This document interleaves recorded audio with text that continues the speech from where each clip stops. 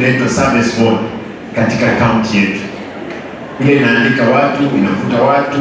Sasa juzi tulishinda kesi kule kotini, na wale watu wa service board wameingia, wapo wataanza kutengeneza masuala ya kuandika ama kutengeneza staff zetu. Kwa hivyo mtulie radhi kidogo. Tuko na wafanyakazi karibu 6,000. Wengi, kuna kizungu inaitwa skill and skill. Wengi wetu they are unskilled, ambapo baba askofu tuko na magari 62, madriver 260. Na unajua gari zetu haziendeshi usiku, ni mchana. Kwa hivyo kuna wengine ambao ni madriver hawajui kuendesha magari. Hawa sasa watatengeneza kaunti yetu iko na mwangaza iko mbele. Tunajua kwamba kaunti yetu imekuwa ni kaunti ya usalama. Kila mtu angetaka kuishi katika kaunti yetu. Lakini kutoka niingia ofisini, kuna vikundi ambavyo havikuamini kwamba Simba angekuwa gavana. Kizungu inasema when the head does not work, they start a lie.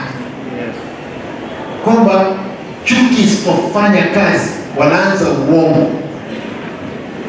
Wale maasidi, na naomba kwamba mtukumbuke katika maombi, wale maasidi ambao hawawezi ona kitu kizuri wakaanza uongo. Lakini ukweli useme, Bishop, hili lazima nitauliza kanisa litukumbuke.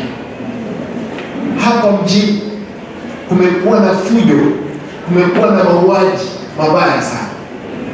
Mtu amevalia reflector ya Simba Arati, hiyo ndio dhambi pekee yake amefanya. Wakatoa kijana mmoja hapo, wakachinja yeye hapa town mchana, wakaua yeye.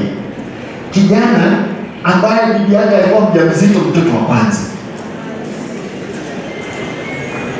Tukazika yeye. Imekuwa mnaona askari wameletwa hapa, kuna Simba hapo na jeshi na wakora, kumbe ni uongo wanataka kupitisha. Wamekamata kijana mwingine juzi, huyo kijana yuko moja sasa hospitali.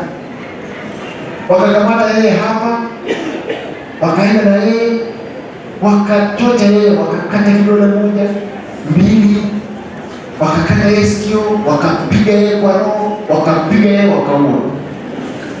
Wakaenda wakatupa kwa maji, wakiuliza ni nani alikuwa anaongoza maandamano. Polisi wetu wengine wamehusika.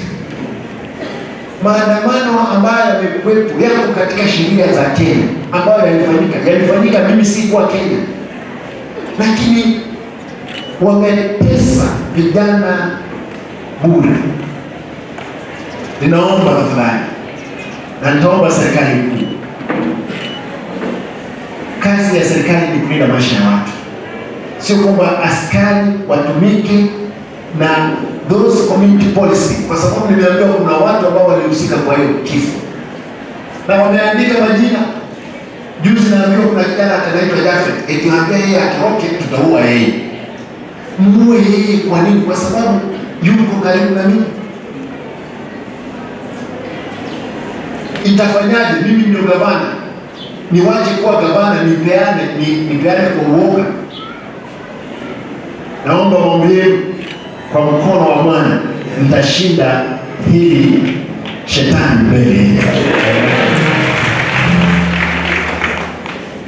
Na nitaomba maombi yenu tafadhali, mtukumbuke. Watu wanataka kutumia serikali vibaya.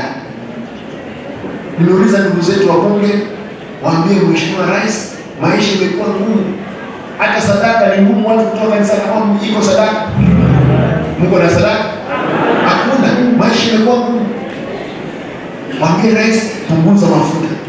Hiyo ndio tunahitaji kutoka kwa viongozi, sio kupanga kuja kuua vijana ambao wanaendesha pikipiki hapa, wao ni wakora, wao wako karibu na Simba. Tafadhali naomba kanisa, mtukumbuke katika maombi. Mimi nitaendelea kupigana na ufisadi, na ufisadi ni mbaya. Ufisadi inawaka kama moto. ufisadi ambao huko hapo niliupata, wengine umeenda chini, wengine ninaamka. Nimesema kwa mkono wa Mungu ufisadi nitakata hilo jinamizi. Ama kanisani, wacha niulize hapa, hili kanisa mnataka kupembelezana na mambo ya ufisadi? Hapana, hata pesa ya ufisadi msikubali ingie kanisani. Unajua hili ndio limefanya Yesu Kristo kutorudi mapema, kwa sababu tunakuja kanisani, wengine tunaenda kanisani lakini ni ufisadi. Lakini nimesema kwamba kwa mkono, kwa nguvu za Mungu tutashinda hili vita mbele yetu.